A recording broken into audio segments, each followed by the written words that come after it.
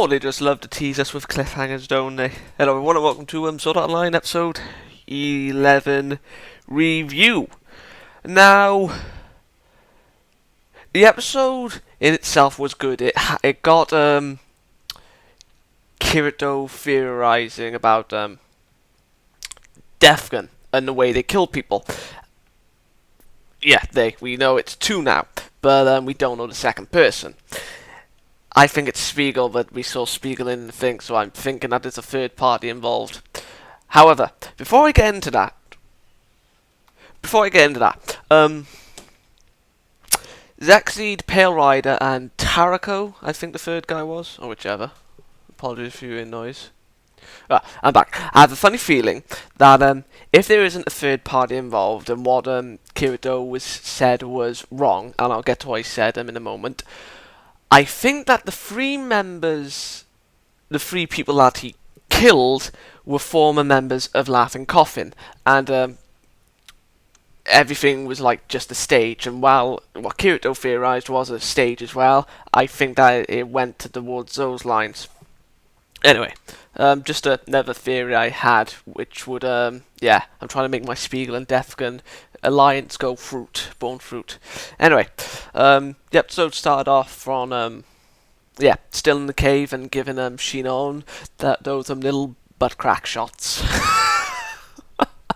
Oh, they are examining Shinon's body like there's no tomorrow. She was asking Kirito, you killed those people and all that, like, how did you move past that, how did you become strong, etc, etc. And he's just like, no, I haven't moved past it. I mean, like, I dreamt about them yesterday, I saw them in my dreams, but he doesn't let it control him, like Sinon is doing as well with the robber that she killed. The illusional wall is gone, no ifs, no buts now. The government official. He's a member of it. He's in Eltham Online. I didn't know that. That was actually pretty cool. And Asuna was PO'd. But yeah. When they were saying all that stuff, why Kirito didn't ask him to come in, I was like, it's obvious. And then the blacksmith and the girl with Sleeker, whatever the pet was, just said why Kirito didn't tell them, and I was just like, there we are. But, what Asuna said. If it was that simple, don't you think he would have done it already? I mean, come on, woman. So yeah, anyway, Kirito theorizing about Death Gun's killing. He thinks there's a second guy. And, it is a stage, it's a play. Like with, Xaydam, the second guy, and, Pale Rider, I think his name is, when he's killing them in the game, and he's doing all those sign gestures, like he's just looking at his watch, like, oh, alright, there we are, got the right time, okay, shoot him. And then the second one is drugging the person to induce a heart attack, to make it look like death, and, not make it look like death, to kill them. So it is a display of power, so to speak. He's trying to strike fear into them, but I still think revenge is Death Gun's motivation. And Sinon was asking, oh, why haven't the police found this out already? And then Kirito's just like, it's not uncommon for hardcore MMO players to die with lack of sleep or food, so they would look past it. But the government, I'm surprised the government official didn't think of that, to be perfectly honest. I mean, he did think that people were dying because of an in-game thing, but yeah, you're starting to lose your touch, old boy. So yeah, and then the target, and then Kirito's just like, he used the rifle on me, but he used the gun on you. Sinon, and he was just like, Sinon, like, do you live alone? And then she's like, yeah, I'm in one of those old apartments like Xaydam and all, but the door's locked and all that, but she didn't have the chain on. So as they're playing, she realizes that the second Death Gun is like hovering over her with like fucking needle, ready to kill her, and she starts to get worried. She's going into a panic attack, and then Kirito is just like comforting her. Go on, calm down. You can't have you log out. You'll be in danger there. We can't let you We can't let Defcon shoot you. That's the thing. We can't have that. So yeah, and yeah, a lot of people will probably view that as romance, but no, I don't think that's romance. I didn't even view last week when Sinon was resting her head on his lap. I didn't view that as a romance or a form of her flirtation either. This is just Kirito being kind and all that. So yeah, they come up with a plan of action to deal with Defcon.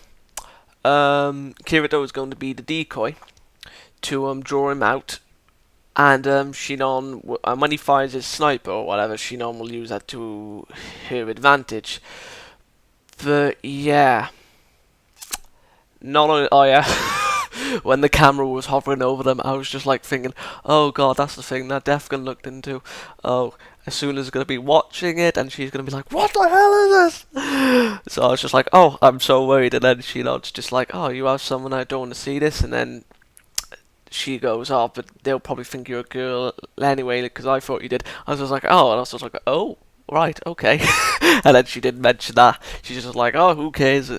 Less people coming towards me and all that. Huh. That'll be it.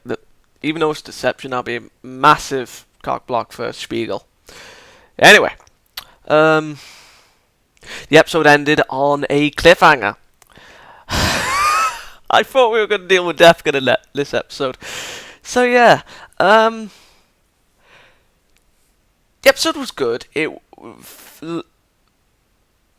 got me theorizing, and like I said, I do like that, but mainly because I wanted to counteract Kirito's theory because of Spiegel being in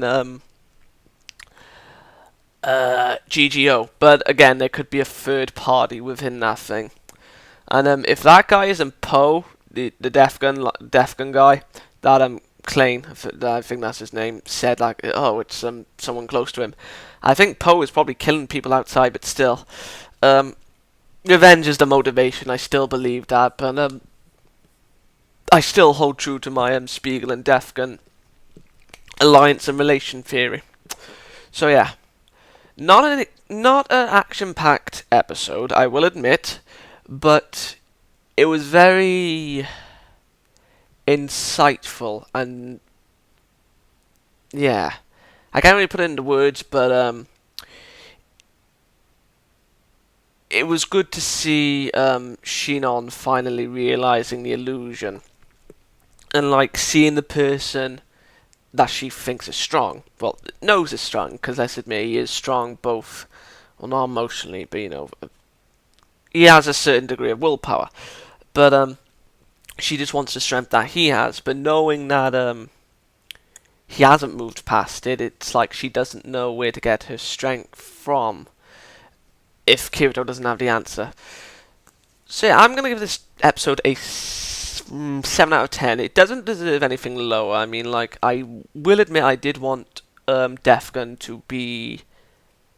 to find them in this episode, but it didn't seem it wasn't dragged. It didn't seem like it was being dragged on to me personally. Like, this is my opinion now. I mean, like, to another anime only watcher, it was probably dragging, and to a light novel reader that I was reviewing, it was probably I don't really know what the best example is, but oh well.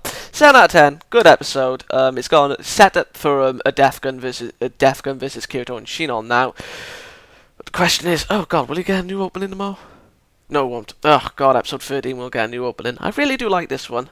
So yeah, we'll find out Defcon's identity soon, hopefully. And if not next, maybe in episode 13. But either way, next episode is going to be bloody. Good day. And see you next week for episode 12. It's going to be enjoyable.